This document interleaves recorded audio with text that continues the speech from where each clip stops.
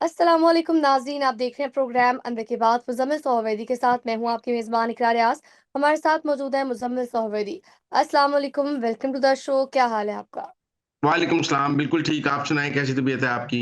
मैं भी ठीक हूं, अल्लाह पाक का शुक्र है। सर, सबसे पहले तो आपसे ये जानना चाहूंगी कि आज जो 25 मुल्ज़िमान को सजाएं सुनाई गई हैं, इस मुतालिक आप क्या कहेंगे? देखिए, मैं समझता हूँ ये अभी एक तो ये इन सजाओं के दो मतलब नहीं।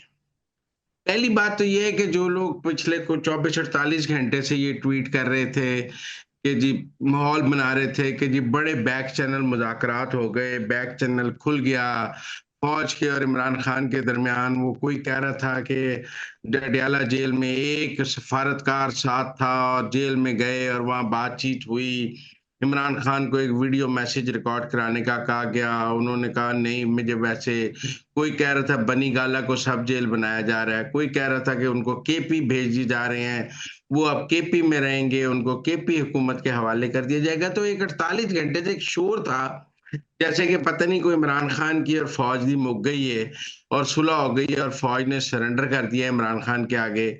और उसके नतीजे में इमरान खान जेल से बाहर आ रहा है और 9 मई 26 नवंबर सब खत्म हो जाएगा और इमरान खान के आगे रास्ते खुल जाएंगे। और क्या लग रहा था कि ट्रंप के आने से पहले ही सारा जो मसला है, ट्रंप का से आने से पहले ही पाकिस्तान हुकूमत ने डर के इमरान खान को छोड़ने का फैसला कर लिया है। लेकिन ये 9 मई के जो आज मिलिट्री कोर्ट्स की सजाएं सुनाई गई हैं, ये तो वाज़ेह पैगाम है कि फौज कहती है छड़ांगे नहीं तानू। कोई फौज में कोई लचक नहीं है, कोई मुज़ाकरात नहीं है, कोई बैक चैनल नहीं है, किसी किस्म की कोई बातचीत नहीं है।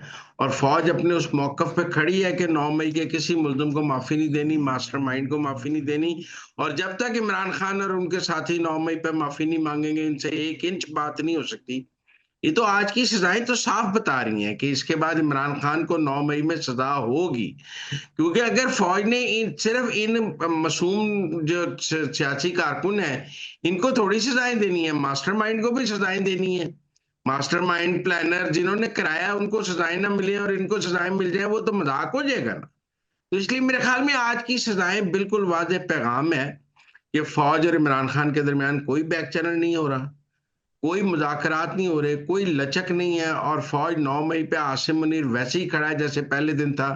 और वो आज 9 मई के किसी मुल्जिम को माफ करने के लिए तैयार नहीं है। और 9 मई के वो मरकजी मुल्जिम इमरान खान समझा जाता है, फैज को समझा जाता है और दोनों को सजाएं होंगी। फैज को भी अब फैज इसके ये जो 25 सजाएं हैं, इसके बाद फैज की सजा भी थोड़े दिनों में आ जाएगी। वो भी 14 साल कैद होगी। फिर उसके बाद इमरान खान को भी 9 मई में सजा होगी। लिहाजा कोई बैक चैनल नहीं, कुछ नहीं। इसीलिए आज अलीमा खान ने कहा है कि इमरान खान ने सिविल नाफरमानी की कॉल दे दी है और इतवार से वो शुरू है। अब सर, इम्तिहान है जी।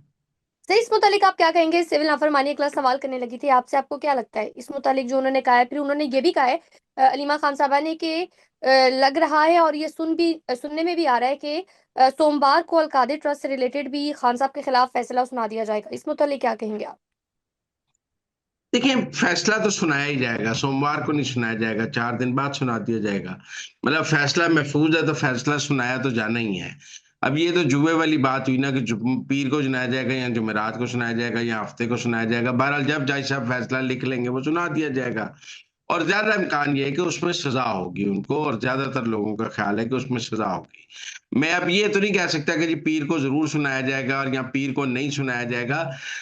फैसला महफूज हो तो जज साहब जिस दिन फैसला लिख लें उसी दिन सुना देते हैं, और वो लिखने के मराहल में होंगे और जब लिख लेंगे तो सुना देंगे। पहली बात तो ये आप समझे। अब दूसरी बात ये है कि जो 190 मिलियन पाउंड की सजा के साथ साथ ज्यादा इंपॉर्टेंट 9 मई की सजा होगी। 9 मई की सजा आसिम मुनीर के उस स्टांस को विंडिकेट करेगी जो उन्होंने फौज के सामने लिया हुआ है कि 9 मई के किसी मुल्जिम को माफ नहीं किया जाएगा।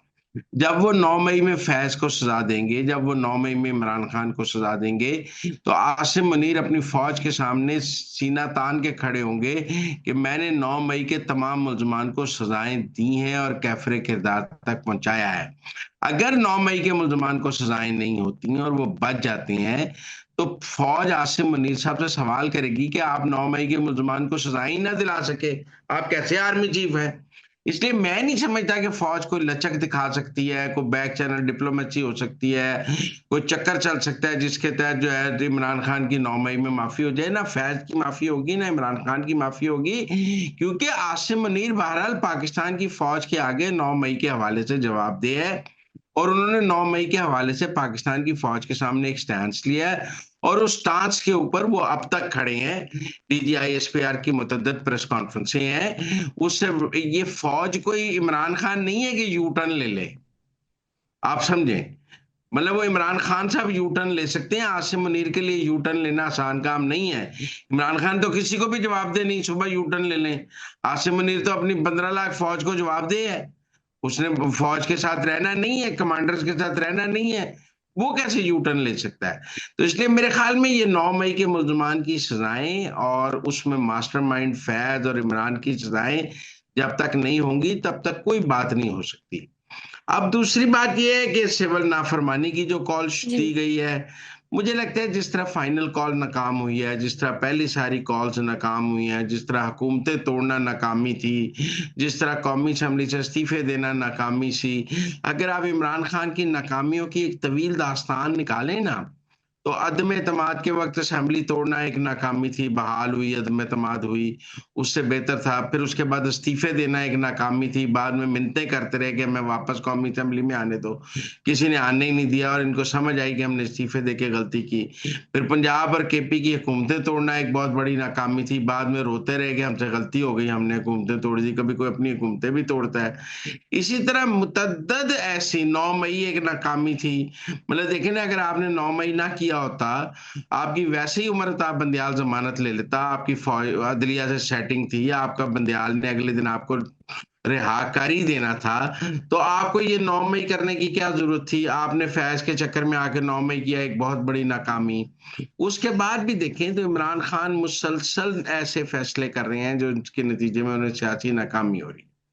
तो मेरे ख्याल में इन सियासी नाकामियों की तरह ये सिविल नाफरमानी भी एक बहुत बड़ी सियासी नाकामी होगी, क्योंकि पाकिस्तान में अगर किसी हुकूमत ने ये फैसला किया है कि हवाला हुंडी के खिलाफ क्रैकडाउन मजीद तेज कर दिया जाएगा, और किसी को भी बाहर से हवाला हुंडी से पैसे आएंगे उसको गिरफ्तार कर लिया जाएगा।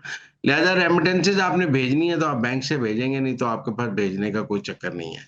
लिहाजा मुझे लगता है हुकूमत ने इससे निपटने की तैयारी कर ली है। इसलिए अब जहां तक हुकूमत और अपोजिशन के मुज़ाकरात की बात है ना, देखें अभी तो तहरीक इंसाफ ने अपना एजेंडा दिया है ना कि जी कि आप 26 नवंबर और 9 मई के जुडिशल कमीशन पर बात कर लें।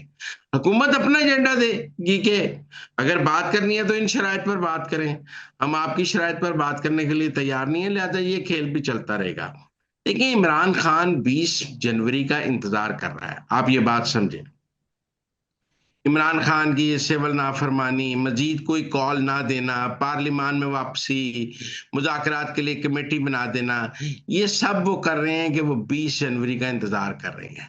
उनका ख्याल है कि एक दफा ट्रंप सदर बन जाए, उसके बाद जब ट्रंप इक़्तिदार संभाल लेगा, उसको 15-20 दिन हो जाएंगे, इमरान खान फिर पाकिस्तान में फसाद पैदा करने की कोशिश करेंगे, और कोशिश करेंगे कि इतना फसाद पैदा किया जाए कि अमरीकी हुकूमत को मुदाखलत का जवाब मिल सके, और वो कहें कि पाकिस्तान में हालात बहुत खराब हो गए हैं।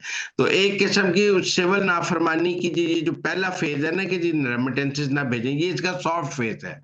इसका फाइनल फेज जो है वो फरवरी फर्स्ट वीक या सेकंड वीक में आएगा, जब वो पाकिस्तान में एक मुकम्मल जो है क्यास पैदा करने की कोशिश करेंगे और फसाद पैदा करने की कोशिश करेंगे, यार और एक तरफ असल में उसकी एब्सोल्युटली तैयारी। नॉट, एक तरफ एब्सोल्युटली नॉट और एक तरफ अब अमेरिका की मुदाखलत ही को चाहना, तो इस मुतालिक आप क्या कहेंगे? ये तो दोहरा में आ रहा है। ये तो अब सारी दुनिया को पता लग गया है कि वो दौरा में आ रहा है, और अब अमेरिका की खुशनुदी से आना चाहते हैं। ये तो अब कोई दो राय नहीं है ना, ये कोई दौरा में आ रहा है भाई, यू टर्न ले लिया। आजकल अमेरिका हम के हकीकी अबू हैं, पहले हकीकी अबू बाजवा थे, अब हकीकी अबू ट्रंप हैं, आजकल डार्लिंग रिचर्ड गर्नेल है। आजकल तो मेरा मतलब है अमेरिकियों के सर पे ही सारी सियासत चल रही है। मैंने तो पहले भी आपके प्रोग्राम में कहा कि पाकिस्तान के मिसाइल प्रोग्राम में जो 4 कंपनियों पर पाबंदी लगी है, आप बताएं इमरान खान ने उसकी मजम्मत की, बैरिस्टर गौहर ने नहीं। उसकी मजम्मत की, उमर यूब ने मजम्मत की, असद कैसर ने मजम्मत की, किसी ने मजम्मत नहीं की। और जो पीटीआई अमेरिका है, सजाद बरकी वगैरह, उन्होंने खुशी के शादियाने बजाए हैं कि पाकिस्तान पर पाबंदी लग गई है। तो ये को पाकिस्तानी रह गए हैं, इनका को पाकिस्तान से मोहब्बत रह गई है, ये हुब्बुल वतनी रह गई है। आप मेरी बात बताएं, ये पाकिस्तान पर पाबंदियों पर ये अमेरिका की मजम्मत करने को भी तैयार नहीं, कि अमेरिका नाराज हो जाएगा तो फिर कल को हमें इख्तिदार में नहीं लाएगा। तो इसलिए मैं समझता हूँ कि वो छोड़े, बात कहीं और निकल गई है। ठीक हो गया सर, आगे बढ़ेंगे और अब बात करेंगे मंसूर अली शाह साहब की जानिब से खत लिखा गया है जुडिशल कमीशन का इजलास, तो इस मुतालिक आप क्या कहेंगे? देखिए, जुडिशल कमीशन का इजलास हुआ, मंसूर अली शाह साहब का खत हुआ, अब ये एक रूटीन हो गई है। जुडिशल कमीशन के इजलास से पहले मंसूर अली शाह साहब खत लिखते हैं। मैंने कहा है कि इन खतूत पर एक किताब छपनी चाहिए, पिया के पिया को खतूत। हालांकि वो यही बात जुडिशल कमीशन के इजलास में कर सकते थे, लेकिन वो मोहब्बत के खतूत मीडिया के लिए लिखते हैं। उनके खतूत को फवाद चौधरी और तहरीक इंसाफ वगैरह अपने सियासी बयानिए के लिए इस्तेमाल करते हैं। देखिए, आज के जुडिशल कमीशन के इजलास में 6 माह के लिए आईनी बेंच की तौसीह हो गई है, 7-6 की वोटिंग से। इसका मतलब है मंसूर अली शाह साहब वहां भी तनहा रह गए हैं। और उसके साथ साथ जो नए जजेस की तैनाती के रूल्स की भी जो है मंजूरी दे दी गई है। अब वो रूल्स बन गए हैं, अब मेरे ख्याल है अगले इजलासों में जजेस की तैनातियां शुरू हो जाएंगी। इस्लामाबाद हाई कोर्ट के जजेस की तैनाती और वो बहुत इंपॉर्टेंट है, क्योंकि वहां तो एक फसाद का माहौल है। वो तो सारे जजेस ने चीफ जस्टिस के खिलाफ एका किया हुआ है। वहां नए 7 जजेस आ जाएंगे तो वहां बैलेंस हो जाएगा। सुप्रीम कोर्ट में नए जजेस आ जाएंगे तो ये मंसूर अली शाह वगैरह की हेजमनी खत्म हो जाएगी। तो मेरे ख्याल में आज रूल्स बन जाने के बाद नए जजेस की तैनाती का अमल अब अगले इजलासों से शुरू हो जाएगा। और 26वीं आईनी तरमीम अपनी तरह कामयाबियां समेटी जा रही है, उनमें ये भी एक कामयाबी है। नाज़रीन, ये थी आज के अंदर की बातें। आपसे मुलाकात होगी अगले प्रोग्राम में, तब तक के लिए आप हमें दीजिए इजाजत। अल्लाह ने के बाद।